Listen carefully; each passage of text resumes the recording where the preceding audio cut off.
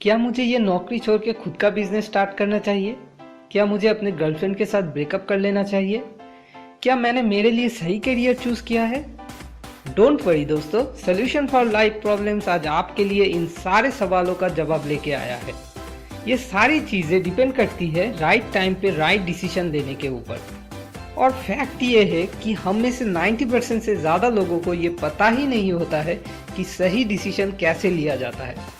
चलिए देखते हैं जनरली लोग कैसे डिसीजंस लेते हैं। करियर चूज करने के मामले में वो अपने पेरेंट्स या रिलेटिव्स के पास से ओपिनियंस कलेक्ट करते हैं, बिना इसको सोचे कि वो लोग इस मामले में एक्सपर्ट है भी या नहीं। रिलेशनशिप के मामले में वो अपने दोस्तों से ओपिनियंस कलेक्ट करते हैं, उनके वो दोस्त जिनका ऑलरेडी 7 बार ब्रेकअप हो चुका है। दुनिया में सबसे सस्ती चीज़ है ओपिनियन। सबके पास ओपिनियंस का पूरा भंडार होता है।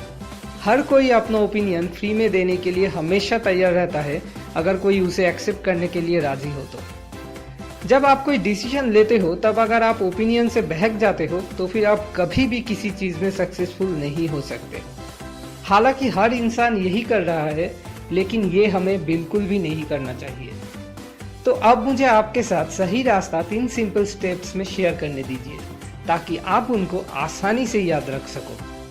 उससे पहले मैं आपके साथ रतन टाटा का एक फेमस कोट शेयर करना चाहता हूँ। मैं सही डिसीजन लेने में विश्वास नहीं रखता, मैं डिसीजंस लेता हूँ और फिर उनको सही बनाता हूँ।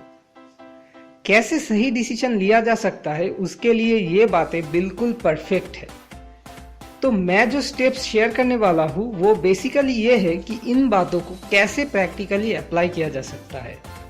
Step 1, choose the right thing. जब आप 2 चीज़ों को लेकर कंफ्यूज होते हो और आप ये जानना चाहते हो कि सही कौन सा है, तो सबसे पहले खुद से ये सवाल पूछिए कि मेरे लिए कौन सा सही है। दूसरों के लिए शायद हो भी या ना भी हो, लेकिन मेरे लिए कौन सा सही है। क्या वो 50 साल तक सुबह 9 से लेकर शाम के 5 बजे तक एक ऐसा काम करना जो मुझे बिल्कुल भी पसंद नहीं, या फिर एक ऐसा काम करना जो मुझे बहुत पसंद भी है और मैं उस काम के बारे में पैशनेट भी हूँ। अगर वो चीज़ आपको एक नेगेटिव आंसर देती है तो उसको उसी वक्त छोड़ दीजिए। खुद की ज़िंदगी किसी दूसरे की ज़िंदगी जीकर वेस्ट मत कीजिए। और अगर वो पॉजिटिव आंसर देती है तो फिर अगले स्टेप के लिए बढ़िए। स्टेप 2, एक डेडली कॉम्बिनेशन बनाइए। डेडली कॉम्बिनेशन तब बनता है जब आपका मन और बुद्धि दोनों एक साथ किसी काम में आपको सपोर्ट करने लगते हैं। सोचिए, आपके पेरेंट्स चाहते हैं कि आप डॉक्टर बनो, लेकिन आप एक फोटोग्राफर बनना चाहते हो। और जब आपने खुद से वो सवाल पूछा जो मैंने स्टेप 1 में बताया था, तो आपने देखा कि फोटोग्राफी आपको पॉजिटिव आंसर दे रहा है। अब आप अपने फाइनेंशियल सक्सेस को लेकर डर रहे हो अगर आप फोटोग्राफी को अपना करियर चूज करो तो। ये डर आपके अंदर आ रहा है फैक्ट्स और नॉलेज की कमी की वजह से, क्योंकि दुनिया में ऑलरेडी ऐसे हजारों फोटोग्राफर्स हैं जिनकी फाइनेंशियल साइड किसी भी डॉक्टर से 100 गुना ज़्यादा बेटर है। तो इस डर को ओवरकम करने के लिए आपको बस फैक्ट्स और नॉलेज कलेक्ट करना पड़ेगा। आपको रिसर्च करना पड़ेगा कि इस फील्ड में क्या क्या स्कोप है, कितना पोटेंशियल है। और हाँ, फ्री के ओपिनियंस को ज़रूर अवॉइड करना पड़ेगा। फिर एक टाइम आएगा जब आपका मन और बुद्धि दोनों आपको सपोर्ट करेगी। इसको पकड़ के रखना होगा। स्टेप 3, डिसीजंस जल्दी लीजिए पर चेंज धीरे से कीजिए।